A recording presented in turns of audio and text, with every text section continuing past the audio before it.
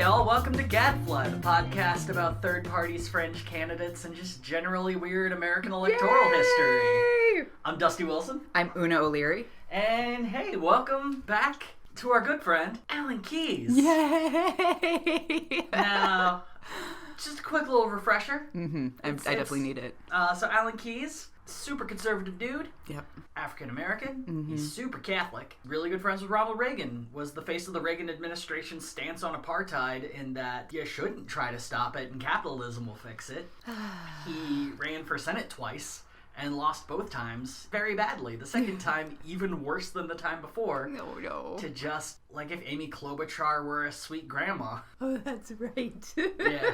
Once the heralded international policy ambassador of the Reagan administration, Alan was now spending his time hosting his own hours-long show on Radio America. Honestly, not a bad place to end up after losing an election by 50 points. Yeah. And it's exactly the sort of career that many before him would have gladly settled into. It also sounds like the career that many are now settling into if you 100%. swap out radio for Fox. Yeah. I don't know. So Alan, he's gone back to his radio show. It's a 3-hour-long stint every day. It is what it is. But two things would happen that would pull Alan Keyes back into the world of politics. The first was the confirmation of Bill Clinton's Surgeon General, Joycelyn Elders. Joycelyn Elders was an endocrinologist from Arkansas. When Clinton was governor in Arkansas, he chose her to lead the Department of Health and was the first black woman in the state to hold the position. All right. Elders made her name as a devout advocate of lowering teenage birth rates via birth control, counseling, and honest sexual education in schools. Yes, girl! And surprise, surprise, during her tenure, she oversaw a 10-fold increase in early childhood screenings and a 24% rise in childhood immunizations in the state. How about that? Yeah. It's funny how when you put someone who's good at their job in a position to do a job, they do a good job. Oh my god. She was a complete fucking badass who genuinely never ran out of fucks to give. So when Bill Clinton became president, it only made sense for him to promote her to Surgeon General of the whole country. Yes. And to say the least, the conservative side of the country lost their goddamn minds. She supported drug legalization, specifically the use of marijuana. How have I not heard of her before? Oh no, Joycelyn Elders is the fucking bomb. She supported the idea of schools making condoms freely available to students. I'm gonna cry. But this stance would result in pill-headed dipshit Rush Limbaugh dubbing her the condom queen. Oh! And once again, I'm so angry. Yeah, sorry. Gotta pump those brakes. It's never 100% good here. At least for now. Elders had also stated in regards to abortion rights that Americans need to, quote-unquote, get over this love affair with the fetus and start worrying about children. Yes! Yes! Oh my god, my queen. But her most controversial statement would come while speaking at a United Nations conference on AIDS. Elders had been a fierce proponent of defying the social taboo of masturbation, and was asked whether or not she felt that teaching children about masturbation might be a way to curb unsafe sex. Elders responded, I think that is something that is part of human sexuality, and it's a part of something that perhaps should be taught. But we've not even taught our children the very basics. This comment was just a bridge too far and resulted in Clinton firing her.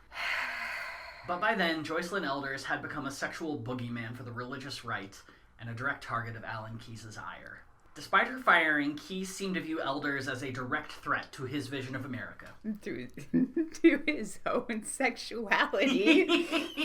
Keyes would say, millions of decent Americans are forced today to wage a continual battle to preserve the innocence of their children, particularly in sexual matters, against a rising tide of corrupting influences in the media, public schools, and the culture at large. Some trusting parents assume that no one would promote a truly deviant action. Certain things just seem so unthinkable and unspeakable that people lose vigilance in opposing activists who are quite ready to think, speak, and do precisely the unthinkable. Oh my, well, listen, Keyes, everyone's got a computer in their home now, and it's just mainlining porn! Look, when you haven't seen a boob your entire life, you will wait 15 minutes for that picture to fucking load. So yeah, I would say we're already at deviance, because we know nothing else. Yeah. Thanks to you! Oh my God. Yeah, sex has been a complete mystery up until this point. Secondly, the thing that would bring him back is the GOP was looking at the possibility of amending their position on abortion. Back in 1980, the party had added a plank to their platform that demanded a constitutional ban on abortion for any reason, and throughout 2 Reagan campaigns and 1 Bush run, the stance remained. But going into 1996, without an incumbent to dictate policy, the party was embroiled in a heavy debate on whether the amendment ban should stay, go, or be amended into a more centrist view of allowing exceptions for the mother's health and in case of rape or incest. I mean, don't go crazy, guys! Yeah, look. Even the risk of this occurring was something that Alan Keyes could not abide. So on March 26, 1995, Keyes announced at a function for the California Republican Party that he was officially entering the GOP primary for president. Get it, Keyes, and here we are! Here we are. This is... Look, if there's anything we've learned on this podcast, the lower your vote totals become, the higher you should aim. To call his initial chances a long shot would be an insult to the word long shot. The first 2 years of the Clinton administration had not been incredibly popular, so the GOP was already courting the big names to run. The biggest name to say yes was Senate Majority Leader Bob Dole. The man had already run 2 unsuccessful bids for the GOP presidential nomination and was the vice president nominee for Gerald Ford back in 1976. Dole had the appeal to potentially sway left-leaning centrists who had become disappointed with Clinton as well. Yeah, who also just want abortion only in the case of rape, incest, or maybe the mother's health. Yeah, maybe. Well, I mean, we'll see what the health is. Oh, and their mistresses if they're well off. Since there always has to be a far-right person to run against the centrist, Pat Buchanan entered the race. Pat! Yes! He's going to be on the bingo card if we ever make one. Now, Pat deserves a whole episode to himself, so I won't get too much into him.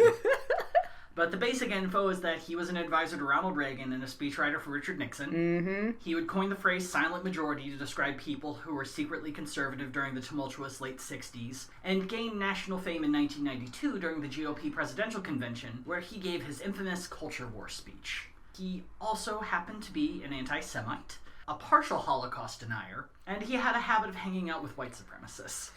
It's a bad habit. I mean, those are 3 not goods. The rest of the field included former governor and future Senator Lamar Alexander, gravel-voiced dipshit Congressman Bob Dorman, the flat-tax-obsessed magazine editor Steve Forbes. Amazing. Keyes' major nemesis, Senator Phil Gramm. Amazing. Senator Dick Lugar, and tire company president, xenophobe, and Trump prototype Maury Taylor. Can you imagine a presidency where the president has the first name Maury? I can't. No. It's like, Maury's the name that you would want maybe for a secretary of something. Or, running a tire company in Indiana. Yes. That's a Maury. That's a Maury. Apparently his nickname was also Grizz. That's terrible. Yeah. That sounds like a nickname we are not he gave working himself. with. We are not working with buddies here. No, we are not. Across we are working. the board. No, if Buddy Romer had nicknamed himself Grizz, he would still be working. He would still be fighting alligators for money. Oh, Grizz Romer? Oh, don't fuck with him. He just goes into the swamp for weeks. Yeah, he's a wrestler. He's a professional wrestler. Out of the 8, there didn't seem to be much of a lane for Keyes to fit in. So he made a bit of a new lane. A far-right philosopher lane. Oh, Lord. Well, that's what happens when you go into classics. Parents, lock your daughters. Don't let... Oh, there's a new classics student here in town? No. No daughter of mine's dating some bad boy classicist. So although Buchanan had the calm demeanor to hide his fire and brimstone basis, Keyes instead chose to go full-on Socrates and combine a pile of bombast with a very specific political philosophy. The moral foundation of Keyes' campaign was guided by what Catholic political philosopher Dr. Richard Ferrier calls declaration principles. I hate this already. What about the phrase Catholic political philosopher do you not like? All of it. I also feel personally attacked as a lapsed Catholic and as someone with an unfortunate PA in classics. Oh no. Well, this is for you, Pooner O'Leary. It's so personal. It's so much. Oh man, you're really gonna get this then. So the basic gist of Declaration Principles is that there is a strict moral code that is laid out in the Declaration of Independence that, as declarationists believe, dictates the intended national morality planned by the Founding Fathers. The deists. The pan-religion. Yes. So this is fuck all y'all. A Catholic political philosophy based off of Episcopalians at best. Yeah. If it was to have a one-sentence summary, Declaration principles would be that all men are created equal. Hence, they have equal natural rights as a gift of the Creator.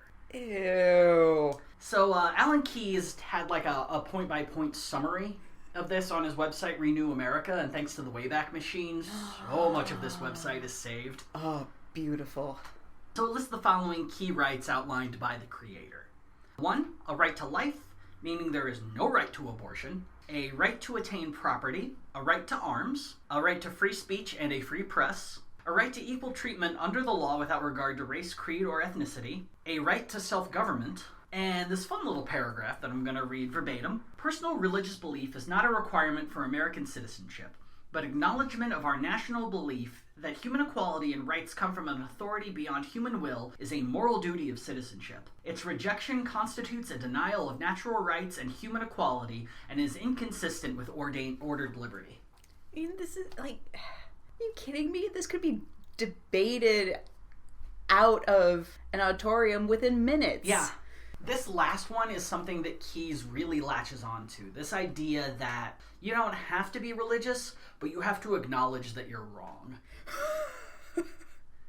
I mean, I appreciate it because he, as a candidate, has so far been the most petulant that we've run into. And I mean, we've only just begun. So yeah. I'm looking forward to being proven wrong. Yeah. But in terms of petulance, like, yeah, no, this is totally on brand for you. Yeah. Absolutely. Like, he needed to be a professor. He just needs to, like, dive into something and get really in the weeds about it and not be able to function in normal society because he's just so in his head. Yeah. Honestly, if he became a tenured professor at the Catholic University of America, he would have flourished. Yeah. He would have just settled. He would probably be the dean of a university 100%. on his merits instead of just being given it by a governor. Yeah. And he probably would have stayed. Well, if the money was right. Yeah. Oh, God. This foundation led to 4 major talking points to the Keyes' campaign. 1, no abortion. Ever. No, woman's gonna die, don't fucking care. Rape or incest, deal with it. 2, the need to champion a 2-parent household as the cure to crime, poverty, and immorality. 3, ending income tax and replacing it with a national sales tax. 4, cutting the bulk of government welfare programs and departments to allow people more freedom of self-governance and encourage personal responsibility. The real question is, if you take these fine, upstanding points and were to place them on the head of a pin, would they fit? I'm going to hear for your Thomas Aquinas jokes or not.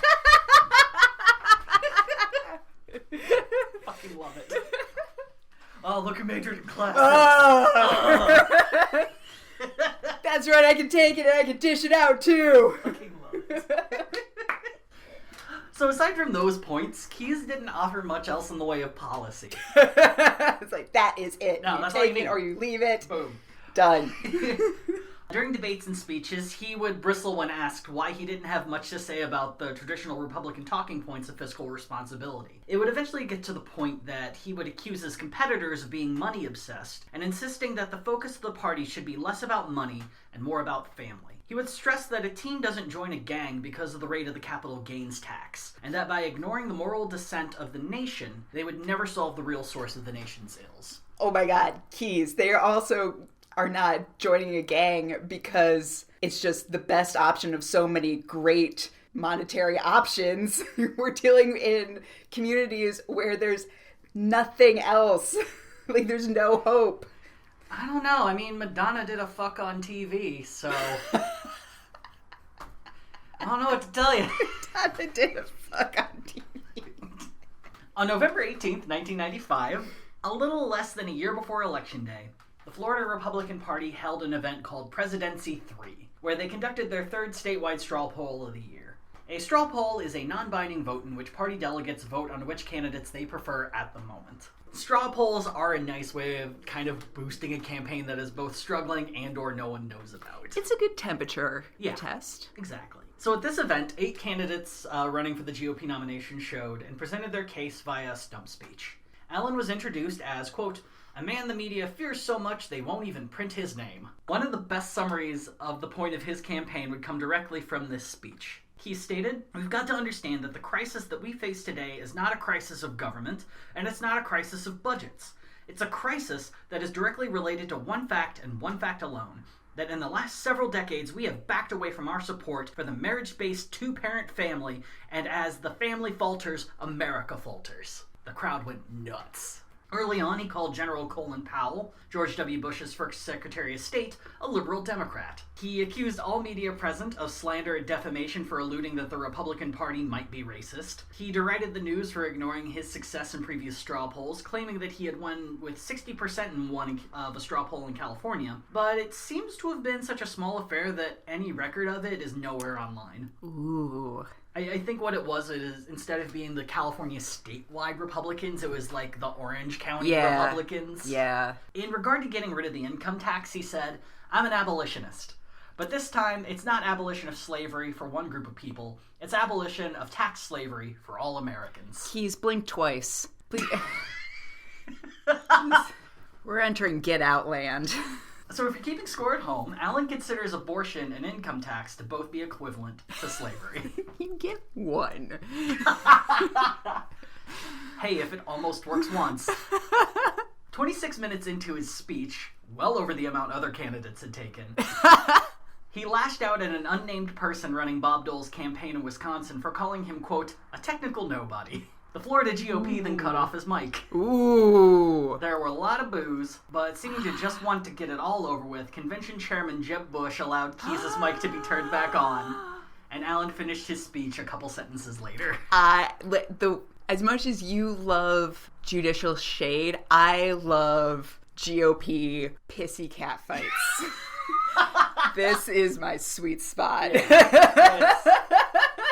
Yeah, I think it's definitely one of those open mic things where it's just like, you have 5, you've taken 7. Yeah. You're done. You're fucking done.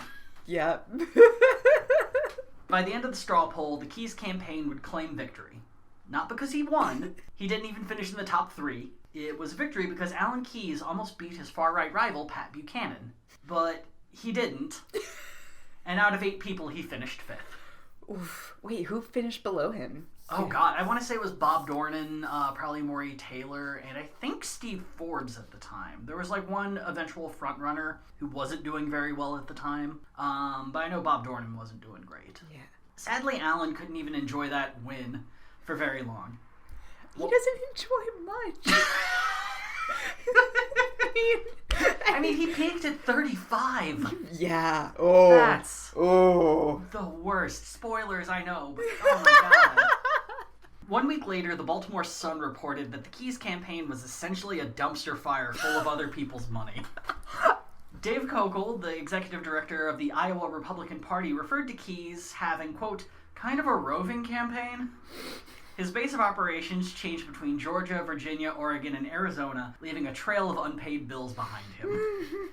Kokel stated that Keyes owed the Iowa GOP $946 for a voter list they had sold him over the summer, and also stated that while campaigns do rack up debts, that it was, quote, unusual for a presidential campaign to jerk around the party. In Utah, Keyes would bounce a check for $850 he gave to the state representative that had paid the initial costs for Allen to hold a fundraiser. That state representative would go from adoring Keyes to saying, quote, he's not a real candidate for president. He doesn't act like one. He doesn't campaign like one. His radio talk show was not making him any money, so he found a new avenue to get into. Wow. Yeah. Now, granted, in the grand scheme of things, a little under $2,000 isn't much at all, especially for a campaign that has raised $500,000 to date. That's why it's more accurate to say that in total, Alan Keyes still owed multiple people a total of $245,000. And also another $45,000 from his Senate race in 1992. Oh my God. But Dusty, how many two-parent households did he leave in his wake? That's, you know what, I'm an asshole, you're right. You're 100% right. And as one final punch in the proverbial dick, it was noted that the man credited with getting Keyes to enter the GOP primary, his campaign finance director, Arthur Rocker, had left the campaign and was in the process of suing Keyes for $30,000 in back pay and unreimbursed expenses. Man. When the Baltimore Sun called Bill Kling, Keyes' press secretary, to get their side of the story, they got an answering machine of Kling saying that he was no longer with the campaign. The Sun was able to get a hold of the deputy press secretary, and when asked if he knew why Kling had left the campaign, he said, No, but if you find out, let us know. All in all, not the best way to show your president material. By the first televised debate, held on January 13th in Iowa, Allen's campaign was in desperate need of a boost. Not just to show that he was the best evangelical conservative in the race, but really just to show that he should be taken seriously. For the majority of the debate, Keyes wasn't much of a factor. The bulk of the sniping was done towards Bob Dole, who had been working with President Clinton to try and end the current government shutdown that was happening, and Steve Forbes, who had been touting his across-the-board flat tax as the curative to all of the nation's problems. Yeah, it was a thing that was really popular then, especially with Steve Forbes. The idea is instead of there being brackets for each person depending on how much you make, everyone pays 10% tax across the board. And it'll fix everything. No. But it'll fix everything. Yeah, no. So the first unique moment of the debate came about 40 minutes in. 2 high school students from Iowa had been invited to come in and ask the candidates questions. The second question that was asked is one that it's kind of still meaningful. As a young voter in the 1996 presidential election, I'm very concerned about the Republican proposed budget cuts in college student loan programs. It's very difficult to find a job in the United States without a college degree. How much do you propose to cut from financial aid, and why? Listen to this Cassandra, y'all. Yeah. Clearly not a young Republican. Nope.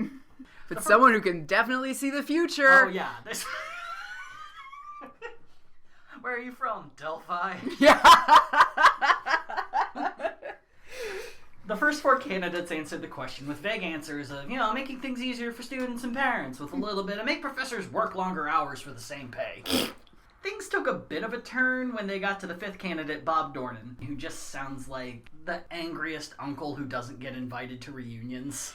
So Bob Dornan said, I remember my friend George Bush said he wanted to be the education president. And I said to him, why? Jimmy Carter woke me up at 7 o'clock one morning and asked me to vote for a bill to make it a cabinet seat, and I said no. And Lamar Alexander ended up staying there in something most conservatives agree we should shut down. I believe that if there are scholarships at the federal level, it should be done for science, maths, physics, chemistry, subjects that young people generally need encouragement to go into. I don't want to subsidize people with federal tax dollars who are in theater arts. As much as I like the theater. Whatever happened to the state's role in this? Whatever happened to he's working his way through college, she's working her way through college? I don't understand why this is a federal role. Welfare, crime, and education should be handled at the state level. So keep rich people in theater. Yeah, it will delight you to know that Bob Dornan fell out of politics pretty quickly after running for president. He was just a gravelly voiced horse's ass. Terrible human. So this answer just opened the floodgates of bullshit. Yes! Senator Phil Gramm said, I think the way to deal with the guaranteed student loan program is recognize that 85% of the cost comes from defaults, and let's treat these defaults as private debts. Let's collect them, let's garnish your wages, and we could double the size of the student loan program. What? Fuck you! Garnish what? Yeah, garnish your wages. What? I should have done that in the Texas accent because it's thick as fuck. I completely forgot he said garnish your wages.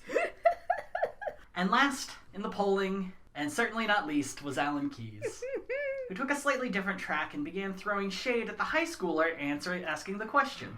Probably one of the things that's sad is indeed the question itself. We've created a society in which people look to the government for things that they ought to be able to do for themselves, and would be able to do if the government weren't taking so much money out of their pockets. So we take the money out of the family's pocket, and then we pretend we're doing them a big favor when we dribble it back in the form of guaranteed student loan programs, after having prevented them from saving the money against that child's education with high tax rates that give the government control of our income surplus. That's what we've got to end.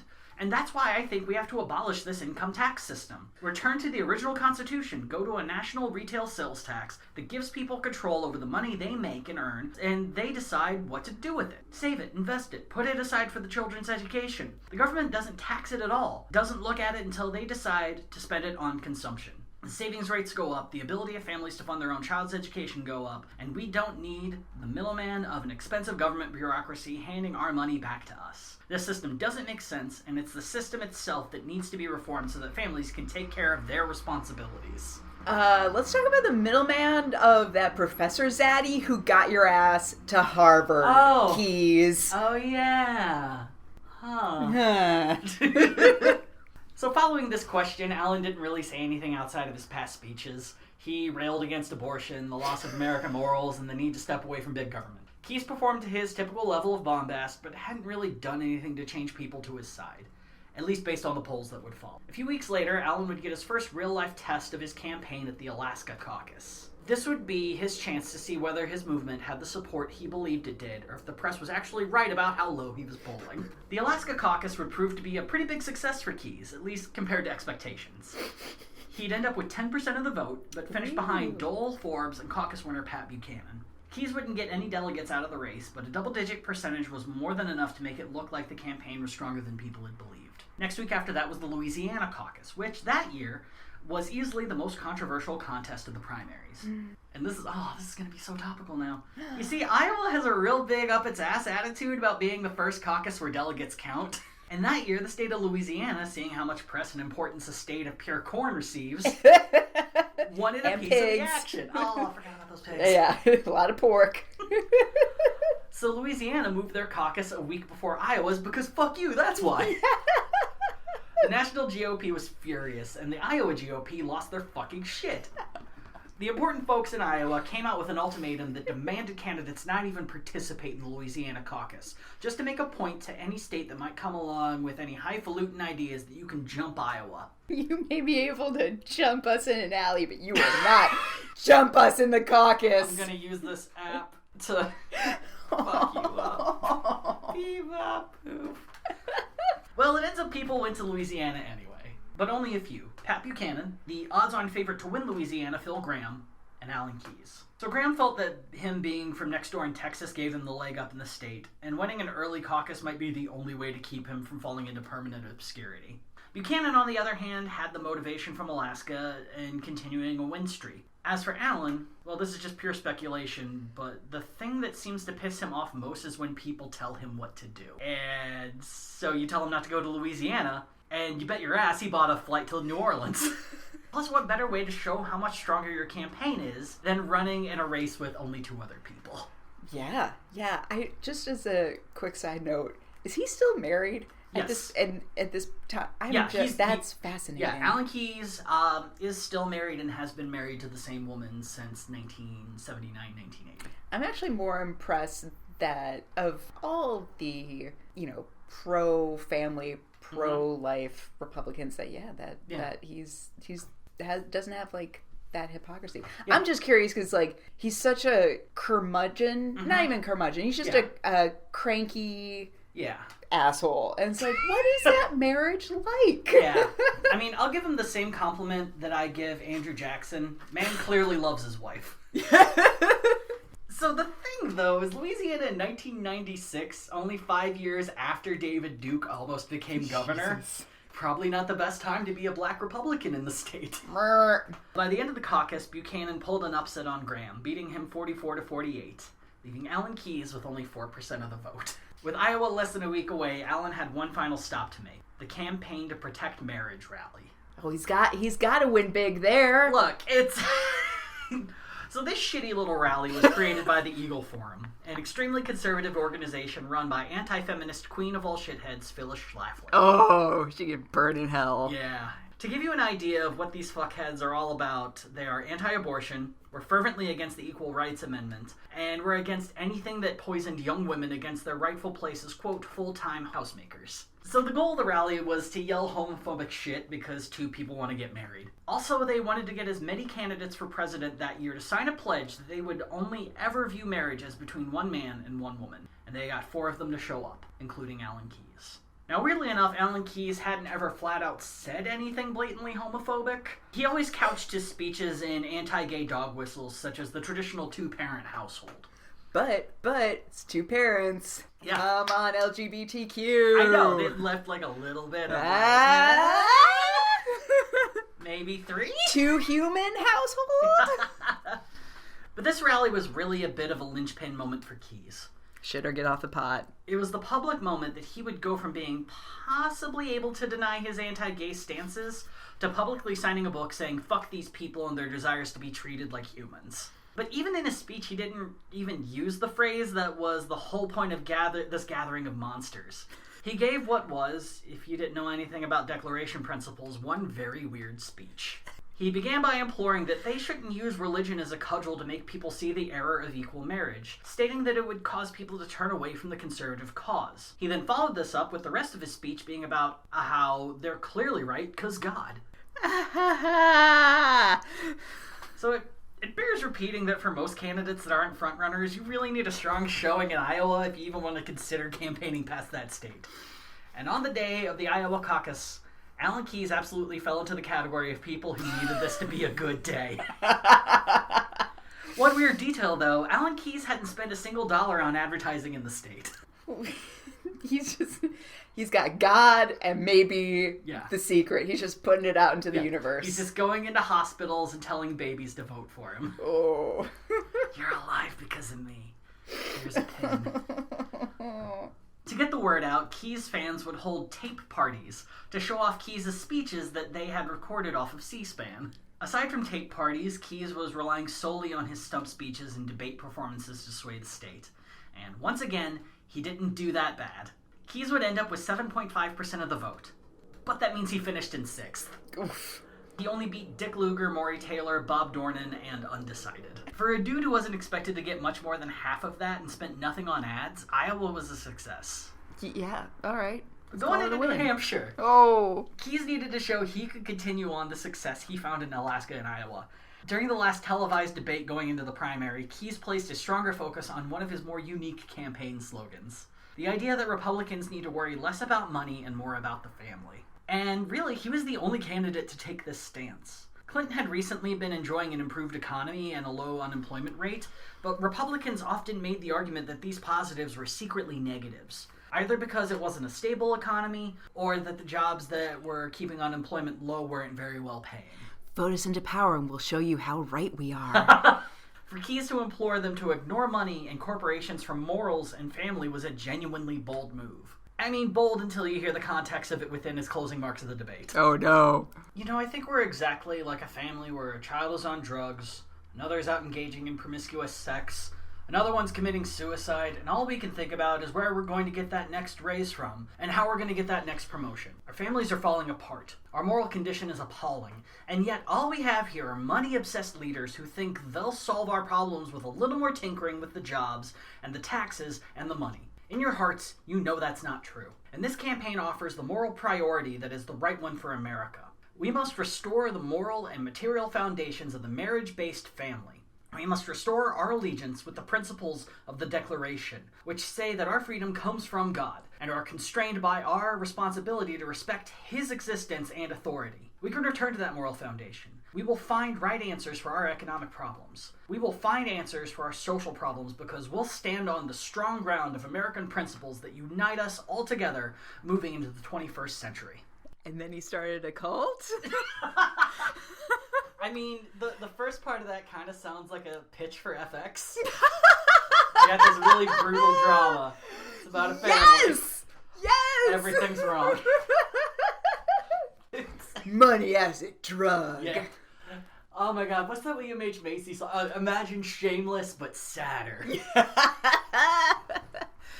The thing is, it's like, I'm listening to this, and a part of me just wants to be like, hey, let's, like, especially like where we are today in 2020, having lived through the recession and everything. Yeah, 100%. We're way too focused on cash, and it's not good for our society, and it has led to a lot of but then it's like you took the wrong you took a really weird left turn and what?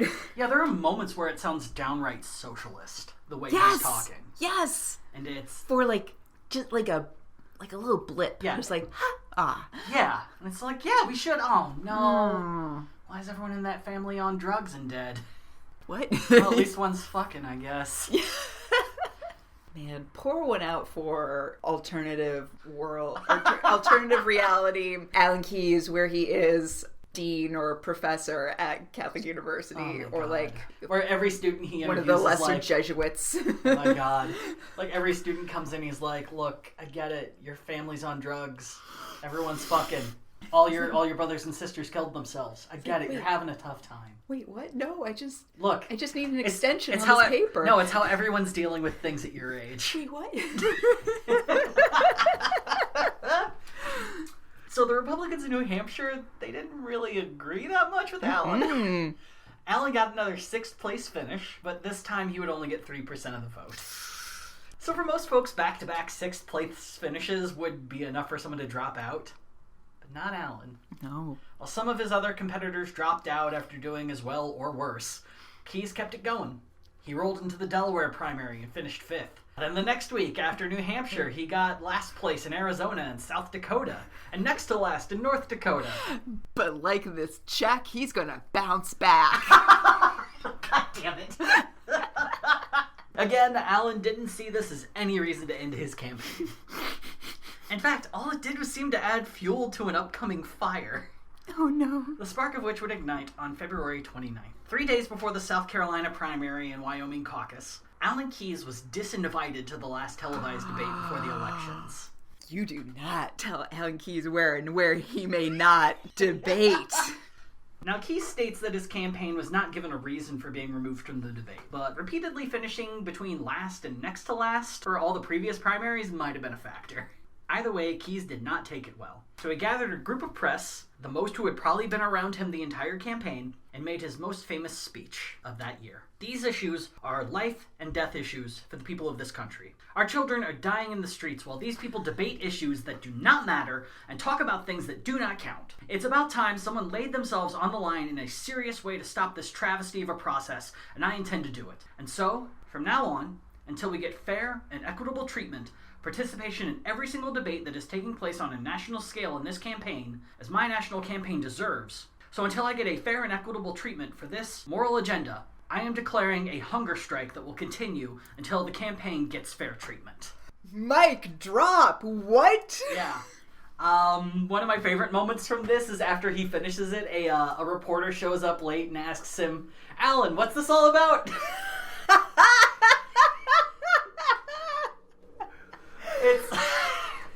It's just one of those dumb moments where it's just like, I have to fire you. You can't ask that question.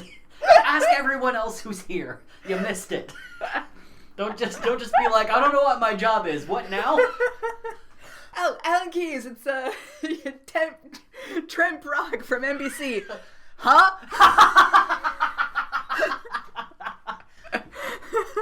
So after making this announcement, Allen would finish last in South Carolina and Wyoming. And to probably no one's surprise, Keyes was not invited to the last televised debate in Atlanta, Georgia, set to occur before the Super Tuesday primaries. Allen took in the news, drove to Atlanta, and then showed up at the TV station holding the debate to protest from morning to night. 20 minutes before the debate was to begin, Allen up and tried to enter the building and join the debate. Now, what Keyes didn't know is that the Secret Service had requested that the Atlanta police make an arrest if he even tried to enter. Wow. And sure enough, by the time he got to the door, Alan Keyes was arrested for criminal trespass and led away in cuffs. State Party Chairman Rusty Paul stated, quote, "I have never been so embarrassed," and placed blame on the TV station for leaving Keyes and 2 other candidates out of the debate. Keyes stated that after he was placed under arrest, that he was driven to a parking lot near City Hall and was told he can go free. Shortly after, Mayor Bill Campbell drove over to pick up Keyes, apologized for what had happened, and drove him home. Campbell, a Democrat, told Keyes he hoped the incident wouldn't give him a bad opinion of the city. Keyes also made a note to tell reporters that he was considering suing the station and trying to get its license lifted. He's not doing great in the polls. He really shouldn't be running, especially with no food in his system. Yeah. Oh, God, you're right! Yes! Like, he's got to be so hungry right now, which made, the taking him away easier. Yeah. But I just want pancakes, let me in. I'm so weak. For the love of God. I'm in Atlanta, the food here's amazing, just let me in. But that's... Yeah. I mean, you're the GOP. This is not a good look for your one black candidate in Atlanta. Yeah, and as he's being led away, the press is filming him, and if I remember correctly, he said, just as Martin Luther King Jr. did before, I am here to express my civil rights. Yeah. Please stop using Martin Luther King. Well, now that you've told him not to. Yeah. So the following day, Keyes faced off in the 9 states holding elections on Super Tuesday. Well, 7, because he didn't get on the ballot in Vermont or Rhode Island. 7's still good. Still good. It's still fine. And while he would finish tied for third in Minnesota with 10% of the vote, he finished either last or next to last in every other state. Ugh. As is the Super Tuesday tradition, the folks outside of the top 3 all dropped out, leaving behind Dole, Buchanan, and Forbes. For some fucking reason, Keyes is still there. Dude just straight up refused to leave the race. In fact, Keyes wouldn't formally even state that he had dropped out until just before the Republican National Convention, which meant the country got to watch Keyes repeatedly get fewer than 5% of the vote in all the remaining states except for 5. It's like, from the standpoint of the national, the GOP basically, like the head of it, the RNC or why not just? Is it because like they're the ones who have to accept his bounce checks that they just want him to leave, or is it just like, you know what, fine, just go, just keep running? Yeah, keep spending. I think money. I mean, prior to this, there was that whole thing with Phil Graham where they were refusing to let him speak at the Republican National Convention in '88. There was a lot of bad blood between him and the GOP at the time anyway.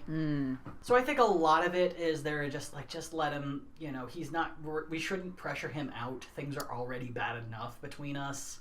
Let's just let this go. Got it. It's his money, it's his thing, and no party can really force someone out of running. Well, I guess that's kind of what I was getting at. I was just like, I understand like the desire to have 1, maybe 2 people as an option for your voters, but at the same time, it's just like, hey, you want to make a mistake? Yeah, go for it. 100%. Yeah. In the end, Keyes would finish in 5th place out of 9, netting 3% of all votes cast during the primaries. So as I said, Keyes didn't drop out, but neither did Pat Buchanan.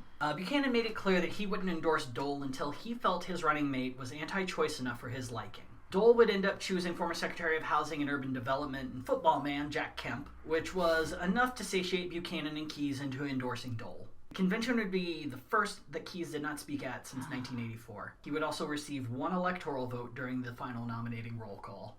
But he got 1. Yeah, he tied with Robert Bork.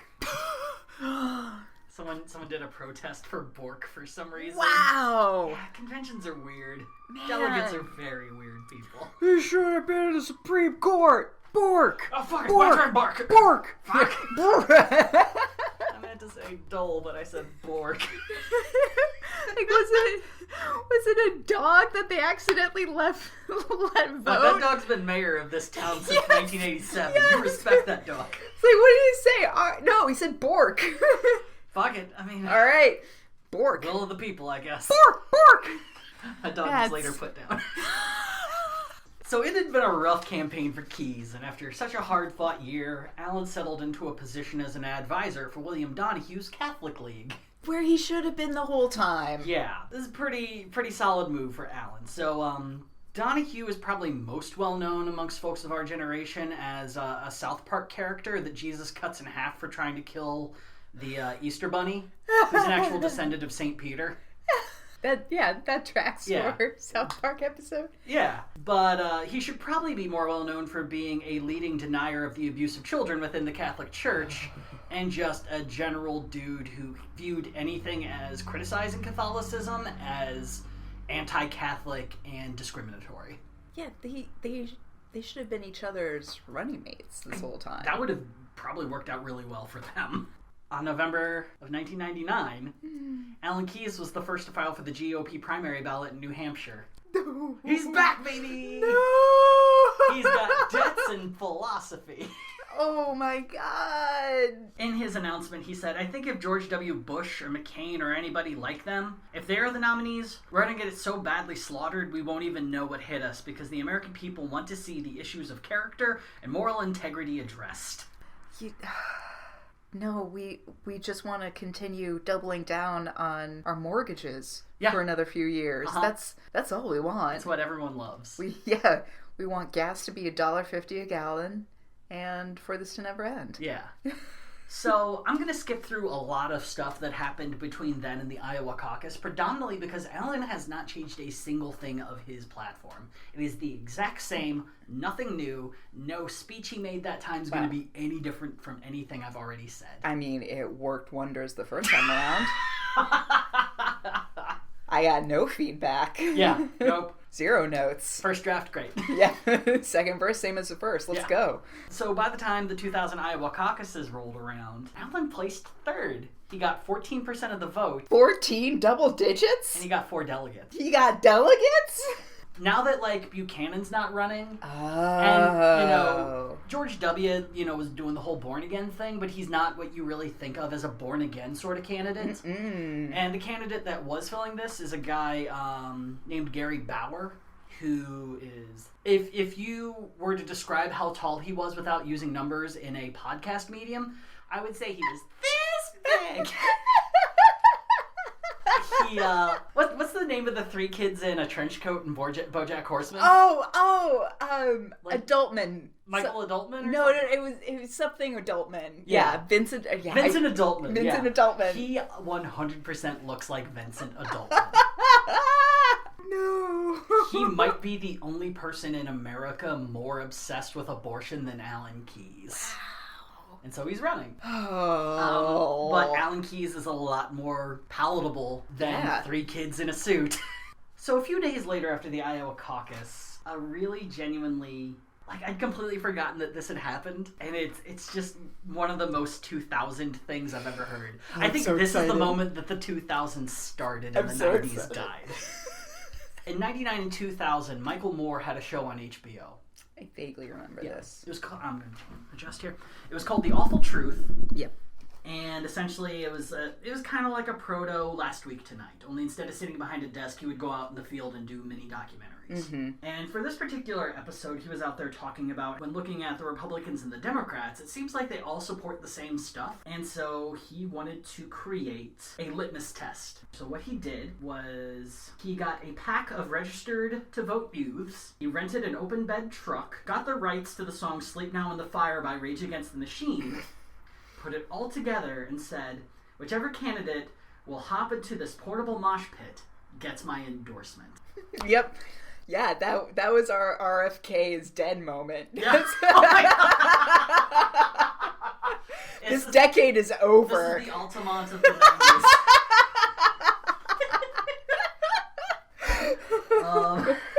So Moore went to every candidate, and it did not go very well. No, because they're adults, in theory. Gary Bauer called the cops. I look like, because Gary Bauer's campaign manager just looks like an old woman who hasn't listened to the radio after the Andrews sisters died.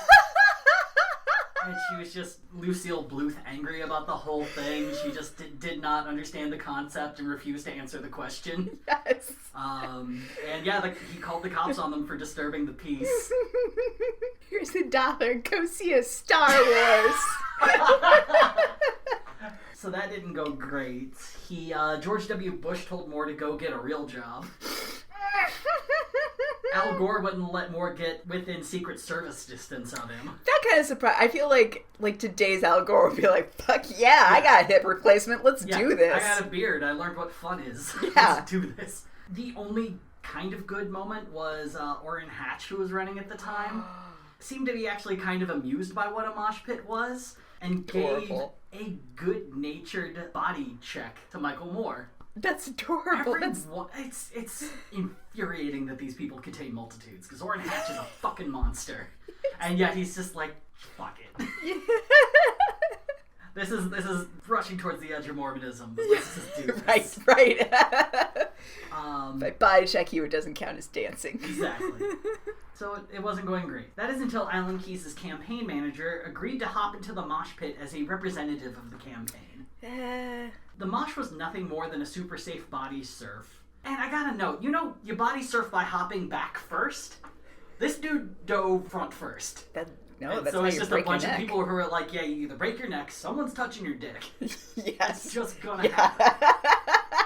Because, it's a multitude of hands. You decide where you're going. The hands are just there. But the dude looked like he had a lot of fun. It was a step in the right direction. So the pit stayed, and late that night, as Keyes exited from a speech, he was met by a crowd of punkish youths chanting, "We want Keyes." Oh my God. Alan seemed honestly charmed by the whole spectacle, even chatting with Moore about how the whole thing works. Keys' daughter Maya, who looked to be around like 10 or 12 at the time, encouraged him to go ahead and try it. And that was the final push he needed. In the background, you could see a Secret Service guy desperately trying to tell him not to. Like, please don't, I can't. Please don't make my job harder. I can't. Please. No. And so he hopped on the bed of that truck, did a back first dive. Keys! And honest to God, it is the biggest smile I've ever seen him have on TV. It looked like he was so honestly happy and had such a good time. I'm gonna cry. He'd been denying himself this youthful joy for so long. Yeah. These are also the kids he's convinced are on drugs and like fornicating constantly, and they are. Oh, but yeah, like they're fine. They're all fine. They all fucked each other that night. Screaming, "We did it!" Yeah. We endorsed Alan Keys. Ecstasy. And Michael Moore, true to his word, endorsed Alan Keys. And so the funny thing with this is, while us looking at it as this charming and humanizing and kind of great moment, the Keys campaign and future conservative historians would refer to this moment as the thing that killed Keys' momentum. The youth vote? It's probably not true. During the next debate in New Hampshire, Gary Bauer stood up on his big boy box and railed at Alan Keys for dancing to music. I believe he called the band The Rage and the Machine. Beautiful. A band that had anti-police and anti-capitalist and communist lyrics. To which Alan just kind of brushed it off, and he was just like, "Sorry, I had fun." Yeah. He actually didn't apologize for it at all. And Yeah. it was like, "I'm trying to outreach to the youth." Yeah. Which we don't have a lot of. Yeah. But there was also another thing that was kind of the major reason as to why Keys wasn't getting the support. A Tribune reporter was riding around in a cab and was talking to his cab driver and was asking him, "So who are you going to vote for? Who do you like so far?" And the guy was like, "Oh, I really like Alan Keys." And the journalist said, "But you're not going to vote for him, are you?" And the guy's like, well, no, I don't think so. There's other candidates who I think have a better chance of winning." To which the reporter said, "That's the paradox of Alan Keys. Even those who agree with him are reluctant to vote for him, although they love and praise him." Oh no, is it because he's black? He's not electable. Ah! And this is something that the reporter had heard constantly from people. They love to hear Alan speak. They agree a lot of what he's saying. They think he has a wonderful passion, but he's just not electable. So Keys set his goals for New Hampshire at 3rd place. He was pretty sure he couldn't beat Bush or McCain there, but he just wanted to beat Steve Forbes. He said, "In my mind, I know there is a path that leads to the nomination. That path, while not likely, is possible. There is a very possible series of events that leads to Alan Keys being nominated." This is him saying. This is him saying it. Third person. Oh no. Oh, Third person was very big at the time. There was also a little snippet of a speech that he gave to an audience of elementary school kids on abortion, in which he said, "Now tell me something. If I were to lose my mind right now and pick one of you up and bash your head against the floor and kill you, would that be right? It's wrong to kill children, isn't it? At what age is it right to kill children?" What? No, the whole talk of like we're corrupting the youth with free condoms or whatever. That is 100% more disturbing. Yeah. 100% more disturbing. Well, do you want a bit of trivia that makes it worse? Always. So on trivia night, here's the question: how many months after Columbine did he say this? No! 9 months after Columbine. No! Alan Keys walks into an elementary school to give a stump speech to kids who cannot vote. No! It's okay to kill them. Parents were not happy. No! Alan Keys refused to apologize. And so New Hampshire primary shows up. And he finishes 4th. Well, 6% of the vote, beat by twice as many votes as Steve Forbes got. 0 delegates.